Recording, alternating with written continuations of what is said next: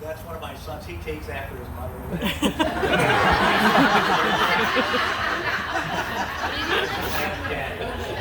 And I have another one. I always say I got 3 beautiful children and another one in the world. I'm here tonight, so we can talk about that. You know, some of you have probably guessed there's a bit of an age difference between me and Lynn. There's actually a very good chance that Don and I were the same age. There's an even better chance I'm older than my mother-in-law. I was always quite nervous. Now, we've been married for over 16 years, by the way, it does work. I was quite nervous about meeting her parents. You know, because it's a little awkward, you know, it's embarrassing. I didn't think that's going to kill me, you know. So the first time I met Don, I had just come in from Milwaukee. I hope Linda don't mind me telling this story. I just come in from a Harley Davidson rally in Milwaukee, Wisconsin, and it was raining. And I dressed up like a guy on a motorcycle would dress, and I'm drenched with rain. I lived in Monroe, but I stopped on Beechwood Street there in East Point, where Lynn had a house, right down the street from Don and Linda, to dry off, get a cup of coffee, and then finish the ride in, because I was cold and wet and all that. So she said, well, since you're here, let me call my father. And I'm thinking, oh, here we go. Because I wanted to look good the first time he saw me, and I looked like I, you know, got out of an early release program. So I'm thinking, well, it don't get much worse than this. So Lynn, forgive me for telling you this tale, but Lynn, I was wondering if she was nervous about the age difference. So Lynn looks at me. Now remember, she looked at me and she says, Dad, this is my father. And I'm like, wow.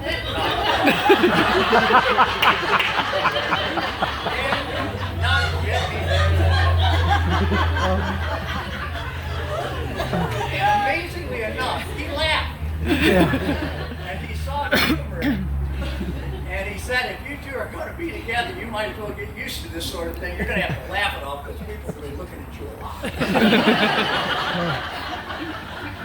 As it is, every time we go somewhere, they say, oh, your father's such a nice man. And he loves his grandchildren like they were his own. So we got married in Vegas because, again, we wanted to have fun, and we brought Don and Linda with us. And you always knew where Don was, because he'd be in front of you going, come on, follow me, we got to go here and this and that, this is going on here and that. He planned this thing out like nobody's business. He was large and in charge, and he made sure everything went perfect during that thing. And I thought, okay, everything's great. And right before the ceremony, he says, come to the room. What did he mean? Come to the room. I had a boss tell me that once, and I didn't work there the next day. He says, it's time for us to have a chat. And I said, oh, here we go. And he had a potential father-in-law, son-in-law conversation with me. I was talking to Linda about that the other day. And she said, oh, no. I said, no, it was a good thing, really. It was a nice, lengthy conversation. He wanted to know my intentions for his daughter. And you know what? That's a good father. That's what fathers do. They protect their kids. And we compared notes, and we had lengthy conversations. And he told me about the motorcycle that he had, on and on and on. And we came to one big conclusion. And then something he said at the end of the I want to show you. We came to the conclusion that he was not going to call me son. And I was not going to call him dad. Because of us being the same age, it was really weird. Gathering. So it's going to be patting on. I said, let's leave it that. We talked about marriage. We talked about the good things that happen in marriage, the bad things, the good times, the tough times, and everything in between.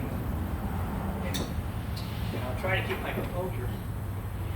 So he gives me the whole scenario about all the marriage of his years with Linda, and at the very end he says, and after all that, I still love her.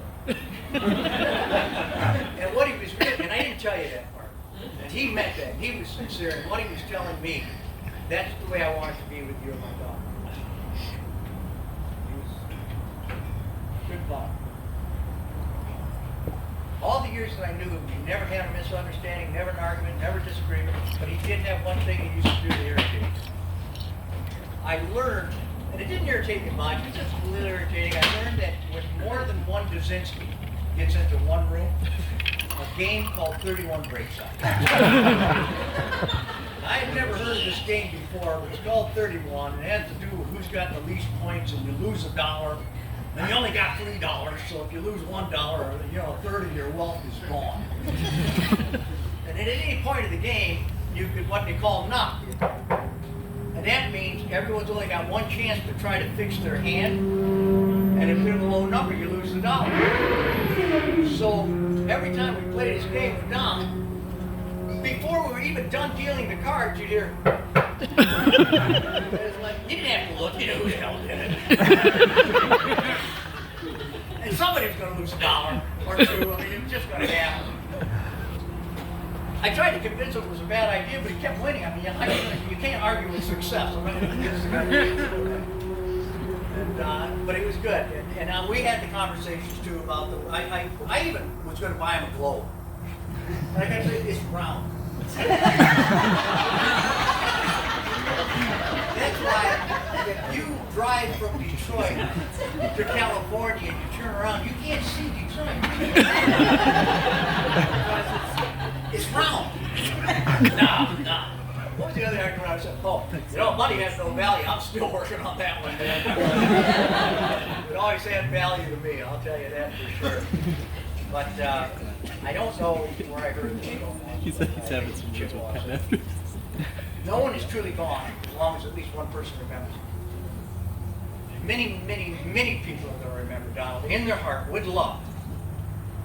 So he'll always be with us. And I am absolutely certain that he's looking down right now, watching us enjoy this. Bad that I said the world was round. But having as much fun as hopefully we are, remembering the wonderful times with this great man. And the last thing I wanted to say, or I should say do, for Don. Gotcha. Fine.